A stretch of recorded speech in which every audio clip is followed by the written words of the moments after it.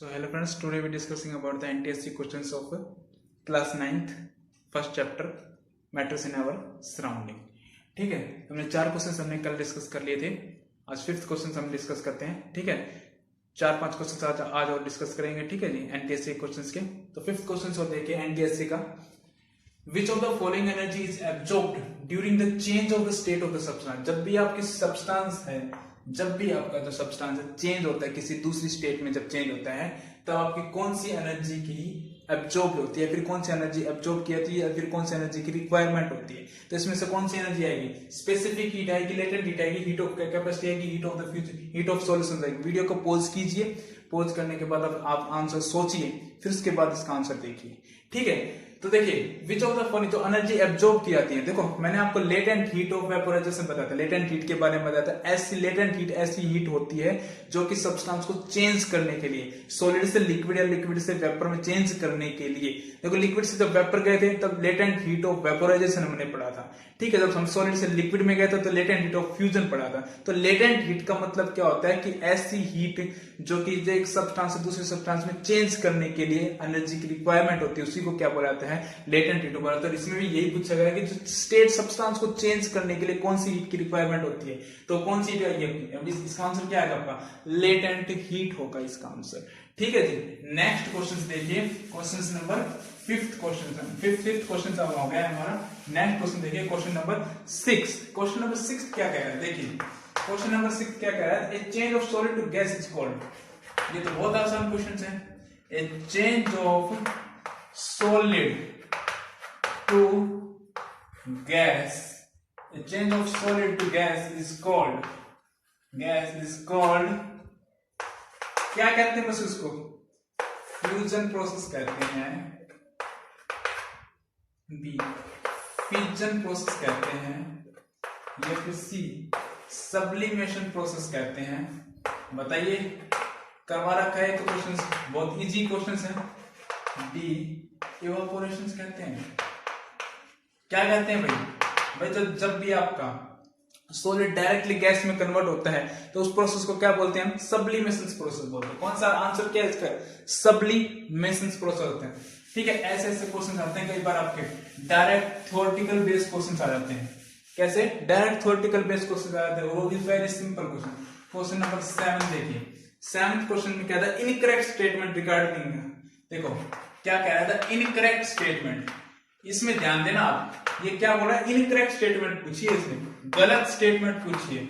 The incorrect statement regarding, किसके regarding पूछिए? The regarding evaporation. The regarding evaporation. ठीक है, इनकरेक्ट स्टेटमेंट पूछिए. First, it is a surface phenomena. It is a surface phenomena. ठीक है. Second, it cause cooling. It cause cooling. ठीक है. C option देखिए, it is bulk phenomena. It is bulk phenomena. D option देखिए, rate of evaporation increase. Rate of evaporation increase with increase the temperature. With increase the temperature. देखिए ध्यान से, question क्या है? Incorrect statement बतानी है, गलत स्टेटमेंट बतानी है. ठीक है, बहुत से बच्चे इसमें कंफ्यूज हो जाते हैं. ठीक है, और सही स्टेटमेंट मार के आ जाते हैं. क्वेश्चंस को ध्यान से पढ़ो. क्या बोला गया? इनकरेक्ट स्टेटमेंट है, गलत स्टेटमेंट हमें बतानी है. किसके रिगार्डिंग? इवापोरेशन के. इवापोरेशन में मैंने आपको क्या क्या बताया था? इवापोरेशन है तो इवापोरेशन से एक ऐसा प्रोसेस होता है जिसमें लिक्विड है वो वेपर्स में चेंज होती है without giving by the heat, बिना हीट किए बिना, और बॉइलिंग पॉइंट से कम टेम्परेचर उसका होना चाहिए. At below its boiling point when the liquid change into the vapour. ठीक है, within the absence of heat, that is called the evaporation. वही प्रोसेस क्या बोला जाता है? इवापोरेशन बोला जाता है. डेफिनेशन है जो नोट्स बना रखे हैं आपने, उसमें जाके देखो, यही वो आपको लिखवा रखी है इवापोरेशन की स्टेटमेंट, इवापोरेशन की डेफिनेशन है। ठीक है, सरफेस फिनोमेना बिल्कुल सरफेस फिनोमेना। देखो इवापोरेशन और बॉइलिंग में भी मैंने आपको क्या बताया था, डिफरेंस बताया था इवापोरेशन में और बॉइलिंग में क्या डिफरेंस होता है। वहां पे आप जाके देखना कि जो इवापोरेशन होता है वो आपका सरफेस फिनोमेना होता है और जो बॉइलिंग होता है वो आपका बल्क फिनोमेना होता है। बल्क फिनोमेना आपका बॉइलिंग प्रोसेस होता है और सरफेस फिनोमेना होता है वो आपका इवापोरेशन। तो ये तो स्टेटमेंट सही है, ये स्टेटमेंट तो क्या आपकी सही है। ठीक है, इट काजेस कूलिंग, बिल्कुल काजेस कूलिंग होता है, इवापोरेशन के कारण हमेशा कूलिंग प्रोसेस होता है। ठीक है, third statement it is bulk phenomena, बिल्कुल बल्क फिनोमेना नहीं है। बल्क फिनोमेना आपका बॉइलिंग प्रोसेस होता है और आपका इवापोरेशन आपका सरफेस फिनोमेना होता है। तो इनकरेक्ट स्टेटमेंट कौन सी हो गई, ये स्टेटमेंट आपकी इनकरेक्ट होगी क्योंकि ये सरफेस फिनोमेना होता है, इवापोरेशन बल्क फिनोमेना नहीं होता है। ठीक है, इसको भी चेक कर लेते हैं कि rate of the evaporation increase temperature, temperature को इंक्रीज करेंगे तो इवापोरेशन भी इंक्रीज होगा। ठीक है, इनकरेक्ट स्टेटमेंट है, ये ध्यान रखना। इसका ऑप्शन क्या, राइट ऑप्शन क्या हो जाएगा, सी राइट ऑप्शन हो जाएगा, क्योंकि ये बल्क फिनोमेना नहीं होता। सॉरी, ये बल्क फिनोमेना नहीं होता क्योंकि ये सरफेस फिनोमेना होता है। ठीक है, नेक्स्ट क्वेश्चन देखिए, question number 8, evaporation of liquid takes place. देखो इवापोरेशन में बहुत से क्वेश्चन पूछे गए हैं, इसलिए evaporation of liquid take place first at its boiling point, at its boiling point। देखो इवापोरेशन से कितने क्वेश्चन पूछ रहे हैं। दूसरा, above its boiling point, देखते टिक मार दो ये क्वेश्चन को आप। ठीक है, थर्ड है below its boiling point,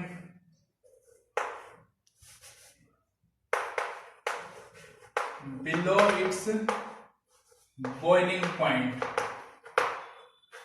its boiling point, और फोर्थ ऑप्शन है above and its boiling point,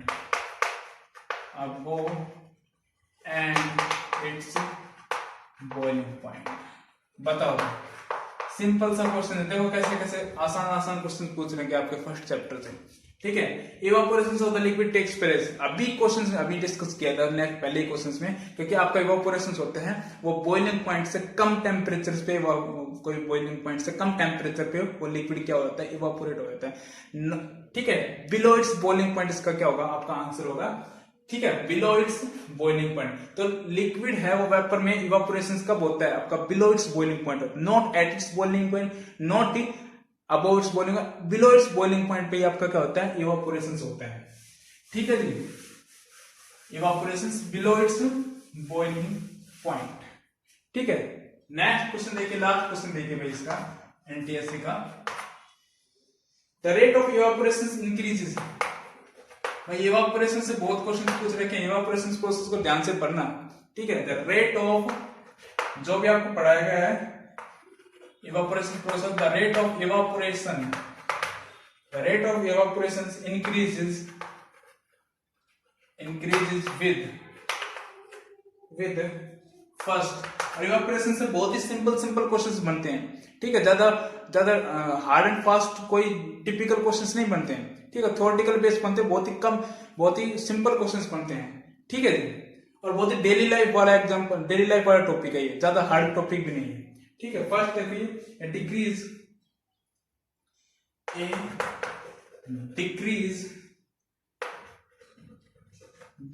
in wind speed and increase in humidity. C, a decrease of temperature, D,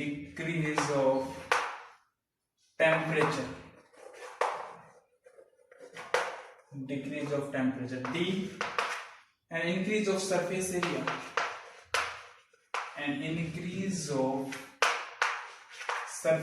कहां से क्वेश्चन उठाया भैया, कहां से क्वेश्चन उठाया है, इवापोरेशन जो फैक्टर अफेक्टिंग करवाए थे ना आपको, भाई सरफेस एरिया पे डिपेंड करता है, increase of the wind speed पे डिपेंड करता है, ह्यूमिडिटी डिक्रीज करती है तब उस वहां पे डिपेंड करता है, वहां से क्वेश्चन उठाया गया है। ठीक है, तो rate of evaporation increase, evaporation का रेट कब इंक्रीज करेगा, decrease in the wind speed तो हम इंक्रीज करते तब हमारा इवापोरेशन क्या करता है, इंक्रीज करता है, ना कि डिक्रीज करने से। तो ये ऑप्शन क्या हो जाएगा आपका गलत। एंड इंक्रीज हो तो ह्यूमिडिटी, ह्यूमिडिटी को भी डिक्रीज करते हैं, देखा ध्यान से देखना आप जाके, किसमें, factor affecting of the evaporation में ध्यान से देखना जाके, ह्यूमिडिटी के लेवल को हम इफेक्ट को डिक्रीज कर देते हैं तब हमारा इवापोरेशन क्या करते हैं, इंक्रीज करते हैं। तो ये क्वेश्चन भी, ये ऑप्शन भी क्या होगा आपका गलत हो गया। It decrease of the temperature, temperature को क्या करते हैं हम, डिक्रीज करते हैं। भाई टेम्परेचर को इंक्रीज करने से ही आपका इवापोरेशन इंक्रीज करता है, टेम्परेचर को डिक्रीज करने से इवापोरेशन इंक्रीज नहीं करता। तो ये ऑप्शन भी क्या होगा, लास्ट ऑप्शन क्या है, increase of the surface area. आपको बताया था, एक गिलास में पानी लो, एक आप कटोरी में पानी लो, तो किस में जल्दी इवापोरेशन होगा, कटोरी में, क्योंकि कटोरी का जो सरफेस एरिया है वो क्या है, ज्यादा है, इसलिए इसका क्या होगा, increase of the surface area. ठीक है, ये आपके एनटीएससी के सारे क्वेश्चन थे, 9-10 क्वेश्चन हमने एनटीएससी क्वेश्चन हमने डिस्कस कर लिए हैं। ठीक है, आपका काम क्या है, इसको अच्छे से राइट करना है, इसको अच्छे से इस वीडियो से समझना है, इसके पिक मैं आपको ग्रुप पे सेंड कर दूंगा। ठीक है जी, अच्छे से पढ़िए, ज्यादा टेंशन लेना नहीं है, अच्छे से पढ़ना है। Okay, thank you so much.